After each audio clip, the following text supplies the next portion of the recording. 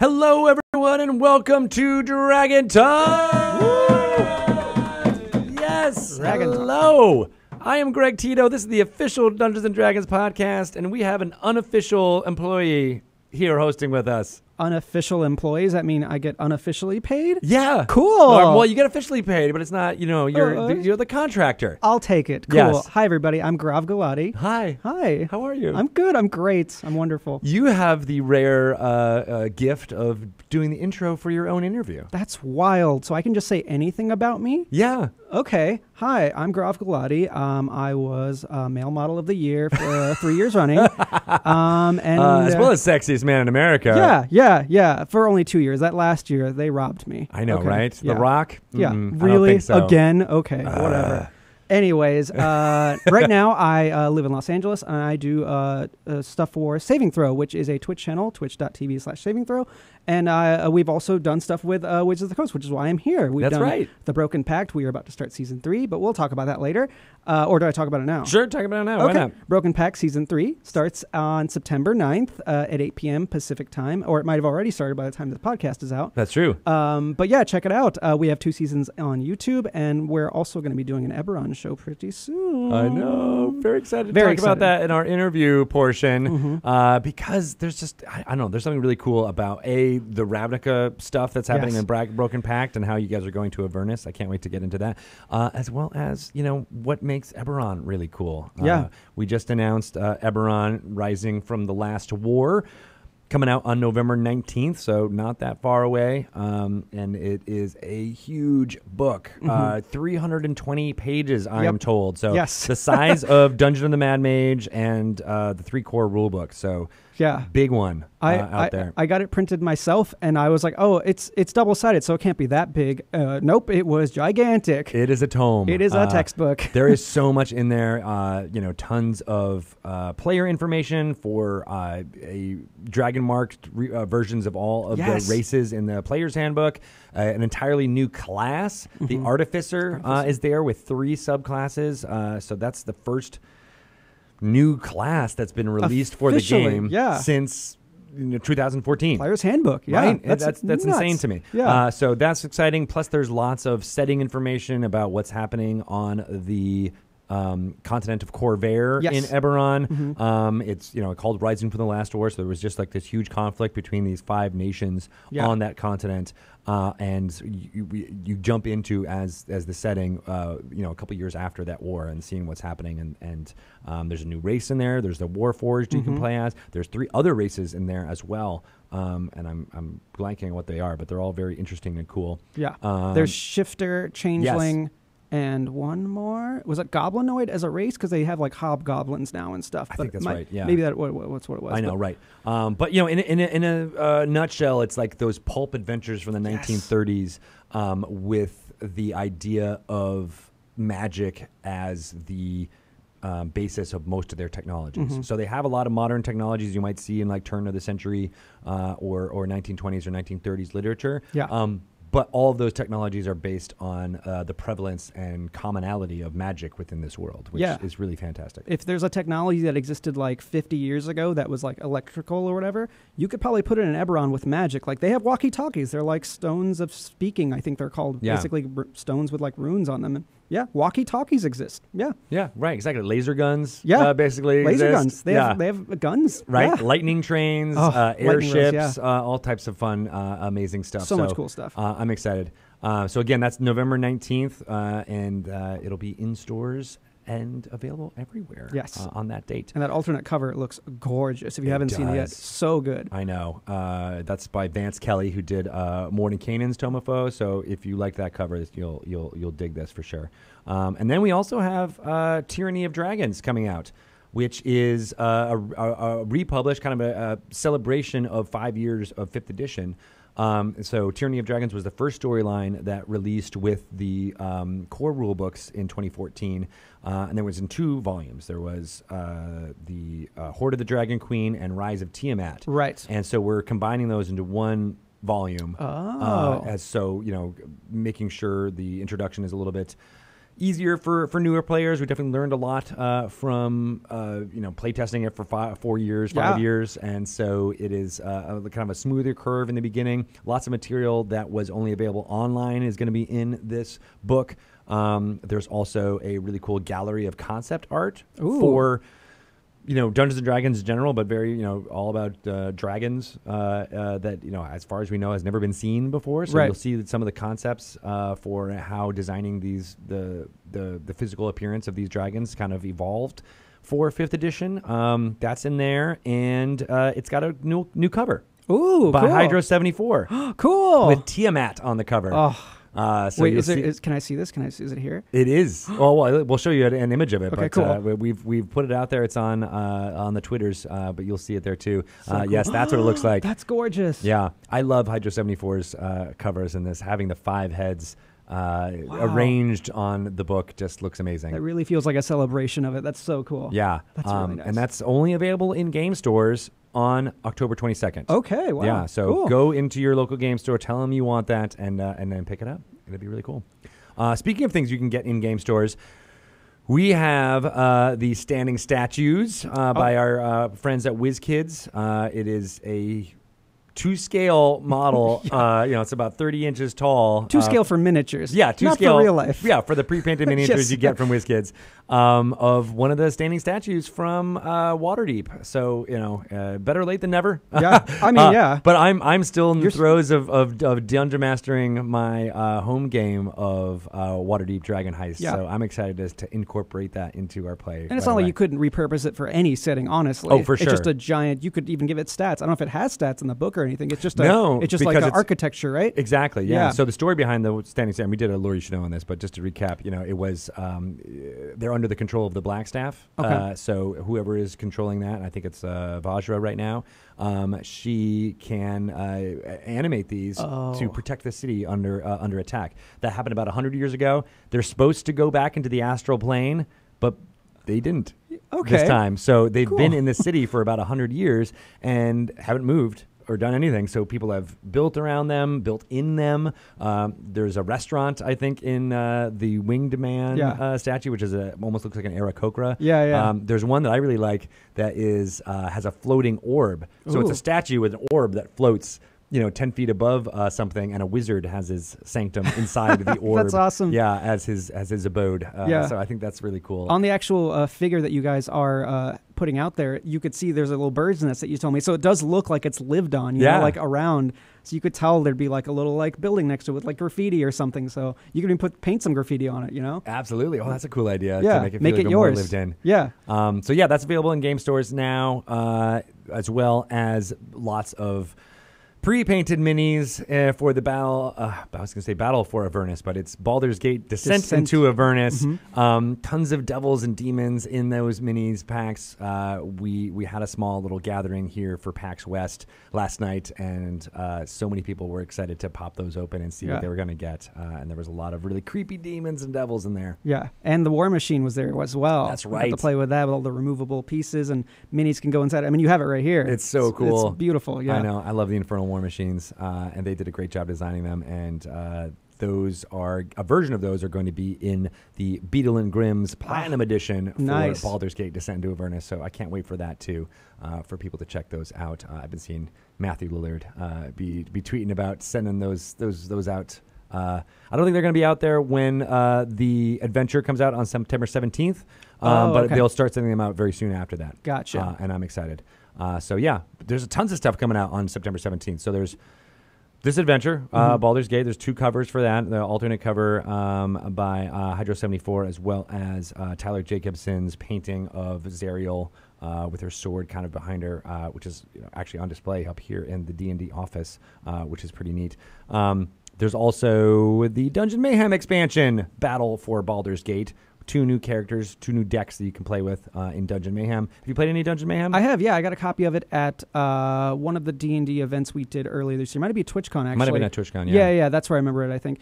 Yeah, it's a really fun, like very small box that you can bring anywhere and play anywhere. It's a very fun game. Yeah. Yeah. My kid, 8 years old, she's just like, hey, can we come and play this? And I'm like, yeah, let's do it. And she's like, I'm really good at this game. I'm like, yeah, you are.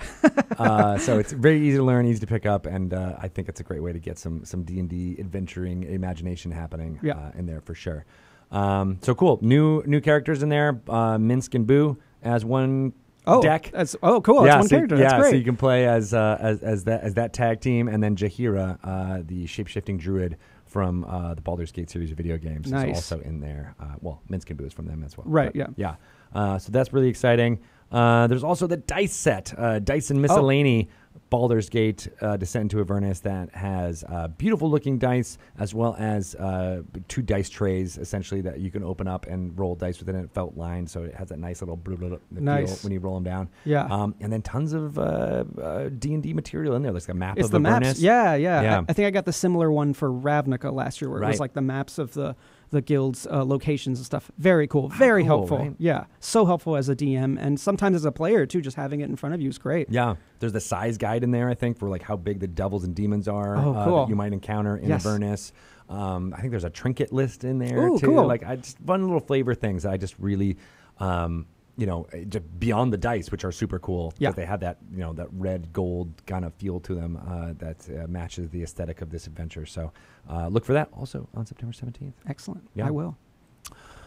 Extra Life is coming up. Oh, yeah. We this is the 7th year that Dungeons & Dragons has participated in Extra Life, raised more than $500,000 over that time, and we're excited to continue to raise money for the kids. Yeah, awesome. For the kids, yeah. I've done it for the past 2 years for Wizards, and I think a couple years before for Saving Throw, and it's always just an amazing time raising money for kids. Like, it's one of the best feelings. It is, yeah. I mean, having a kid go into a hospital just sucks, and so having something there for them to play and latch onto and get excited about, that's what this is. Yeah. This is all for, and we'd love for everybody to participate. Either by donating to one of our pages. I think I have some pages up there for Dragon Talk. So if you want to be interviewed on Dragon Talk, you can donate a lot of money and we'll make it happen. Yeah. So that'll be really cool. But even if you want to just contribute a little bit, I will read a few lines. I think I said 100 words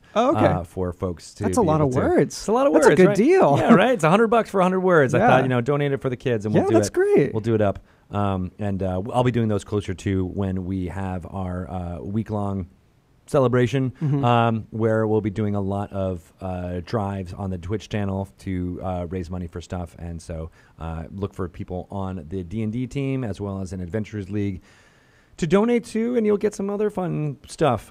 There's a custom ink. You can also get T-shirts. They're designed by Amy Tanji here in the office. They're really cool. I think the Slobber Chops one is up now. Slobber Chops. Slobber Chops is awesome. A Tressum, which is basically like a demon cat. Oh, okay, yeah. And so those designs are up now on Custom Ink for Extra Life D&D.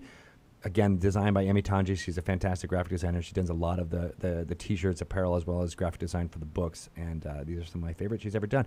One of the reasons I like it is because there's a Tressum on the front, and then on the back there's the Tressum like scratching. So there's like lines of fabric ripping behind it too. That's cool. I cool. just thought that was a really neat. But it's not really like fabric ripped on the shirt. Like, you're not taking away fabric from the shirt to have this effect, right? Oh God, part of me wants to. Like those denim, jeans that come with giant holes. And you're like, why did I buy this? It doesn't make any sense. I can make my own holes. Okay, well now we won't do that, I guess, now that you're saying that. I mean, if you're going to go into every store and just take a knife and just cut them, who's going to stop you? I'm not. That's true, right? It'd be authentic if you were doing it that way. But of course, every T-shirt contributes to our Extra Life donation fund, so get it out there. It's a great way to get some D&D T-shirts. Absolutely, yeah. We pass out a lot of them here from the D&D office, but I know people always want to be able to get more apparel out there, and this is a great way to do it. Help the kids. Absolutely, yeah. So we'll be doing more stuff around Extra Life, like I said, around Saturday, November 2nd. So look for that and more programming on here for it. What else can I tell you all about before we get to our lore you should know? Lots of comics are coming out. Dungeons & Dragons Infernal Tides will be coming out November 30th. That is with Jim Zub as the writer. He's done tons of comic stuff for us in the past, doing the Rick and Morty with Patrick Rothfuss, as well as his longstanding partner Max Dunbar as the artist, taking the characters from Baldur's Gate. So Minsk and Boo are in their little party, cool. And they've gone to Storm King's Thunder, as well as I think they even went to Barovia. They did? Yeah. Oh my And now goodness, they're going to Hell. So check it out. That's you awesome. can see the continuation of their story with I will. Infernal Tides. I just got the trade paperback for Rick and Morty versus D&D. Nice. Oh, so good. I love that stuff. I know. And then, of course, it's PAX West right as we're recording this. So, literally now. Acquisitions Incorporated live show will be done by the time you're listening to this in podcast form. Yeah. But Jeremy Crawford is leading a wonderful crew. I'm excited to see Anna Prosser return as Evelyn. Oh, nice. So she'll be playing on the main stage along with Jim Dark Magic, Omen Duran. I'm sure it's on YouTube at this point, probably. I would say. Probably. Yeah, most likely. If not, it's going to be within the next 48 hours. Nice. But very exciting. Hopefully you watched it live on twitch.tv/PAX. Mm-hmm. And I'll be in the audience waving and yelling green flame as it all happens. I'll be in line trying to get a seat probably. So this gets packed. It can be hard, yeah. It's very good live, though. It's not at the Benaroya this year. Oh, Did it's you know not? that? No, I didn't. It's at the Paramount Theater. Oh, that's a bigger theater, I think, isn't it? I think it's a little bit less. Oh, is it? Yeah, it's a little bit less. I think only 200 seats less. But, I see. Okay. But I like it because it's more of a proscenium, It's more grandiose, isn't it? It's grandiose, right. It's got that kind of old school Broadway feel. Exactly. Yeah. So that'll be exciting. Hopefully that doesn't change the vibe too much from Madcap fun. Oh, sure. Yeah, no, I don't think so. But if you get excited about playing in that type of satirical work office environment, check out Acquisitions Incorporated, the source book. There is so much information there to start your own Acquisitions Incorporated franchise or encounter some of the NPCs that you will see on stage at PAX West. So check it out. Yeah, they have some really fun character options too. Like I saw a Documancer in there, and I'm very excited to try out this scribe that does magical documents. Oh man, I feel like the Azoria Senate That's exactly what I was thinking. Yeah, the Azoria Senate would love to have Documancer as an official title. Like, that'd be really cool. So good, yeah. I think you should just make that canon. Like there is Documancers in I'll talk Ravnica. to Ruben. Absolutely, yeah. It's like your little familiar or something. Like a homunculus. Yeah. Oh, so good. Oh, that'd be so fun. There's so many different flavors of D&D coming out. I'm excited about. We've been saying the Baldur's Gate stuff. Eberron is coming out, which is a totally different flavor. Acquisitions Incorporated, incorporated all this comedic, satirical feel into it. So no matter what your flavor of Dungeons and Dragons is, we are putting out stuff for you to consume. So. It's a busy last half of 2019. Wow. Right? Wild. I know. And we didn't even mention Baldur's Gate 3. Oh, that's right. Yeah. The game. Yeah. They're working on that crazy. Larian Studios is here in Seattle right now. Really? They were filming I know they're filming some community videos that they like to do for getting people excited about Baldur's Gate 3 and the development. I don't know if you saw the last one, but Sven, the head of the studio, was dressed in armor. Oh, I did see that, Here in the Wizard's office trying to convince Mike Merles and Nathan Stewart to greenlight the game. It's the height of acting. It's good stuff. It's worth it for the enthusiasm alone, I think. I think you're right. Yeah. Some are better at acting than others, but it's like taking people who are like we're game designers and making them it's really neat. Right. Yeah. Imagine your boss dressed up in armor trying to convince your other boss trying to do something. That's essentially what it is. Yeah. How fun. I know, and I've been around them when they've made a couple of these community videos, and it's so exciting.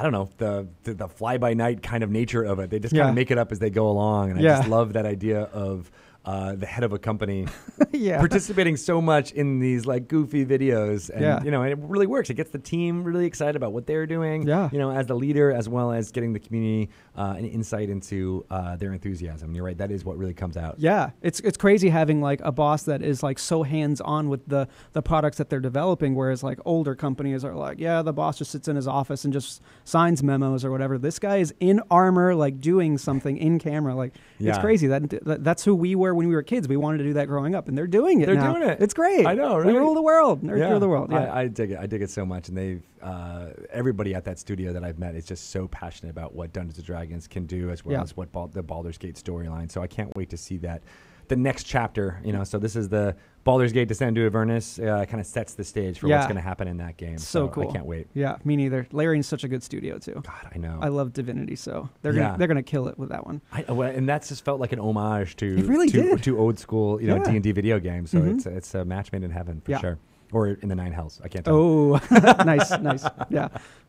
Awesome. Well, I said Eberron is coming out, and that's a whole different flavor. And I'm excited to talk to Chris Perkins about some lore. Let's do it from Eberron. Yeah. So let's listen in. Cool. We got some bings and bongs happening right about now. Bing bong, bing bong, bing bong.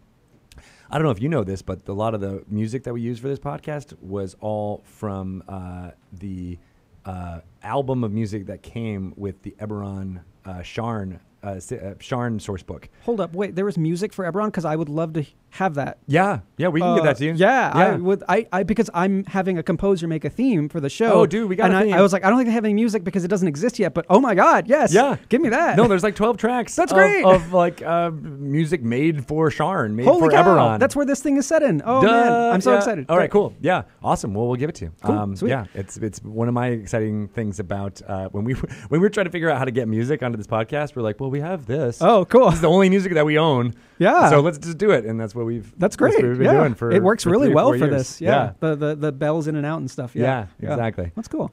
So yeah, you can nab it all you want. Yes. Sweet. All right. Well, now we get to do our midtro, which is transitioning out of the lore into the interview. Okay. Do you think we need to do that? Because it's right there, right? We can go right into it. Okay.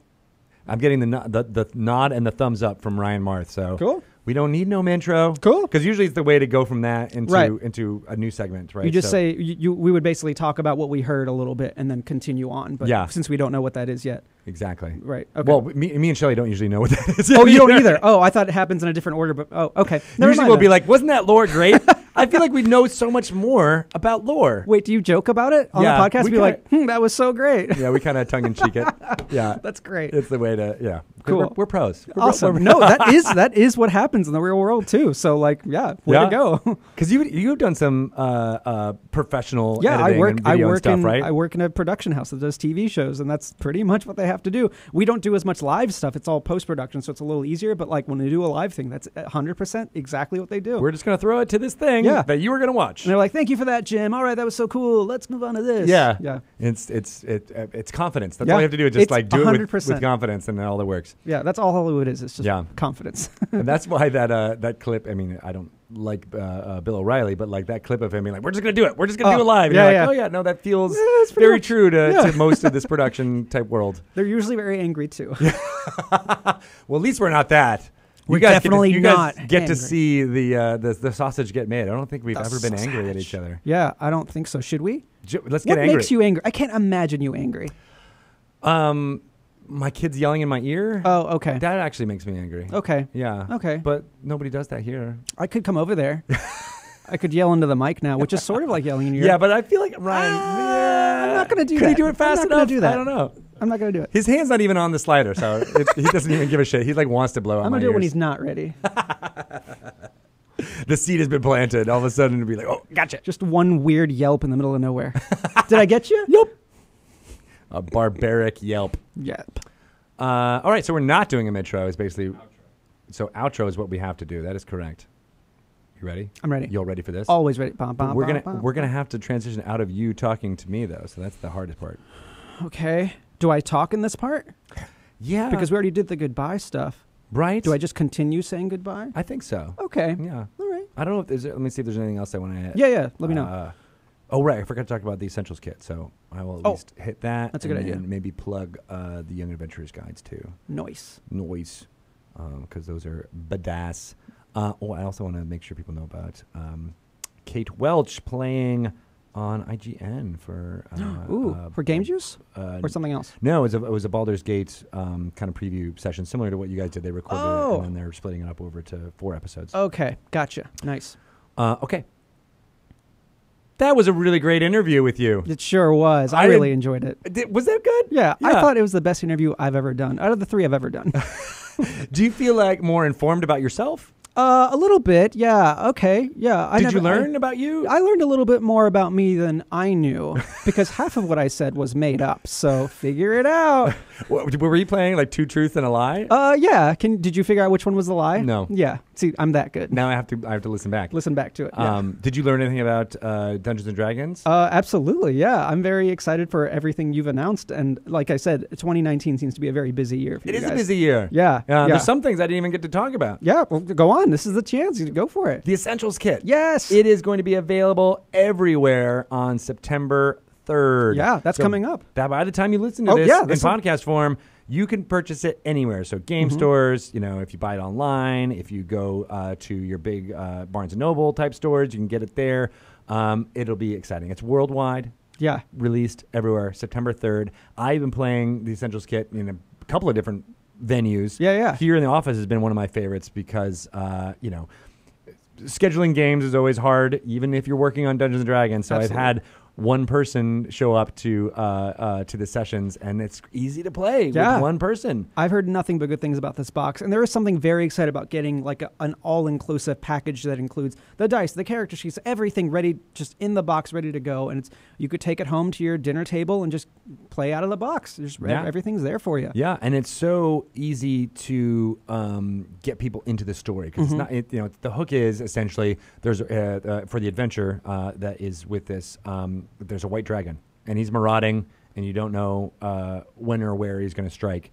And that's it. That's the only hook you need. Simple. Yeah, so there's a couple of job board type quests that you can start out, and those plant some more seeds, and then things kind of grow from there. Yeah. But you don't need a lot of prep.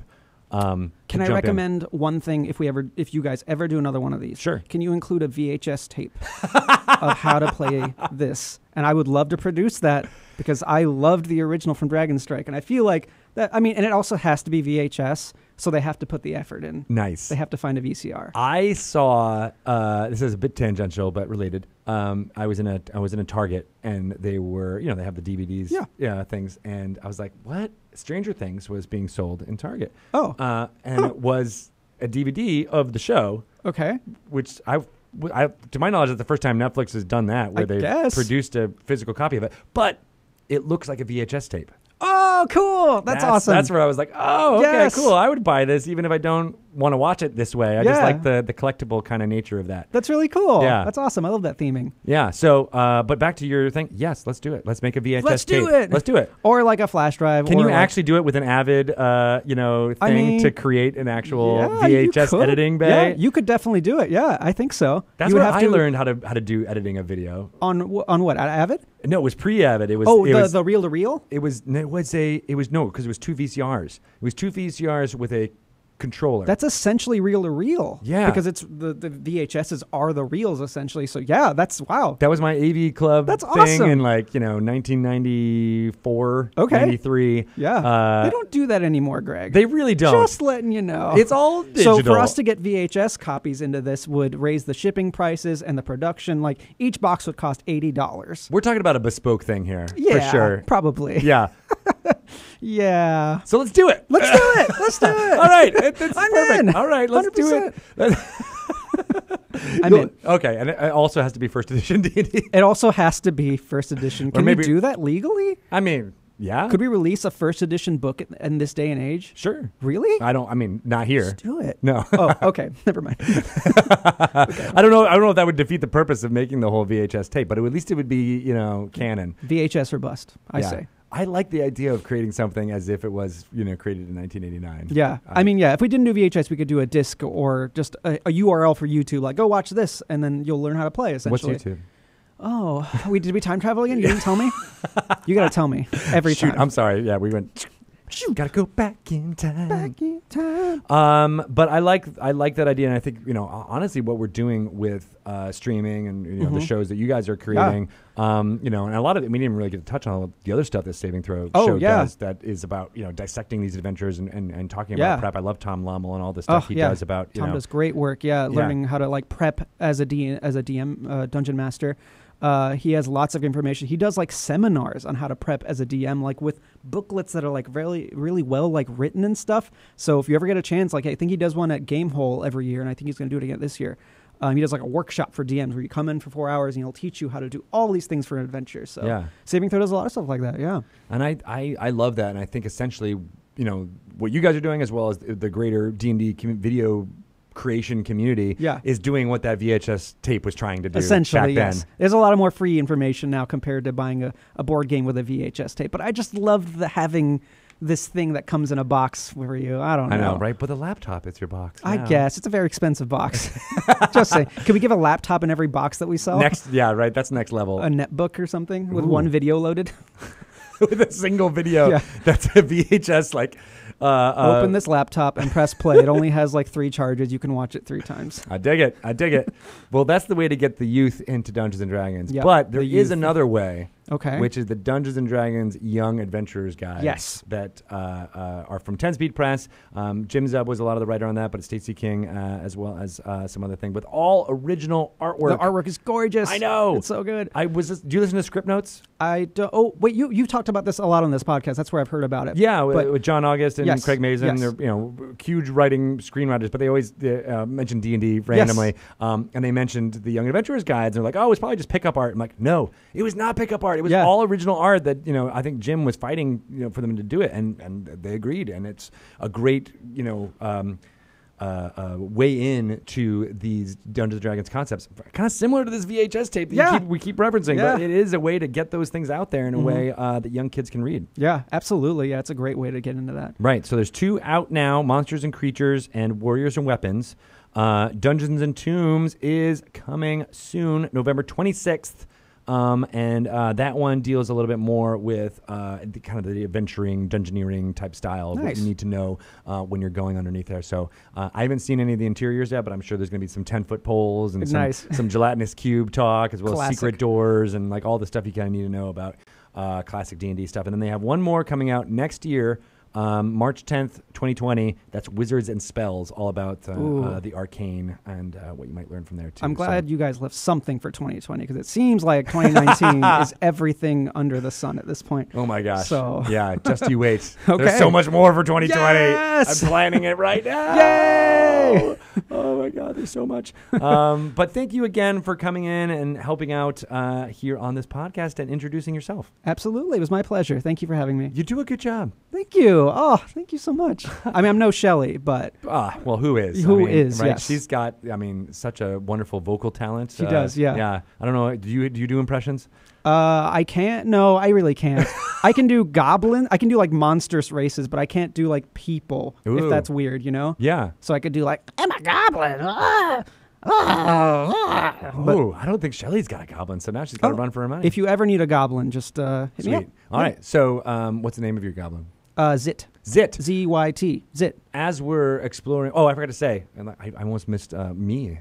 It's very important. I need to promote me. I'm at Greg Tito on Twitter. You can follow me on Instagram, Greg_Tito. We also want you to find out everything about Dungeons & Dragons at DungeonsandDragons.com. You can also download Dragon Plus for your phone. New issues of that come out every 2 months. Gosh, there's been 2 years of free content that is out on Dragon Plus. You can get all of that on dragonmag.com online as well. All that same content, previewing things for Descent into Avernus, as well as Eberron will be coming up at the next issue after that. So wealth of knowledge there. And, of course, Bart Carroll leads that up, and he does his weekly show on Wednesdays at 1 p.m. So delving into what's in that, as well as usually talking to Jeremy Crawford about some fun rule stuff. So watch that on twitch.tv/D&D, which, of course, we record these live most Fridays starting at 12 noon. So, yeah.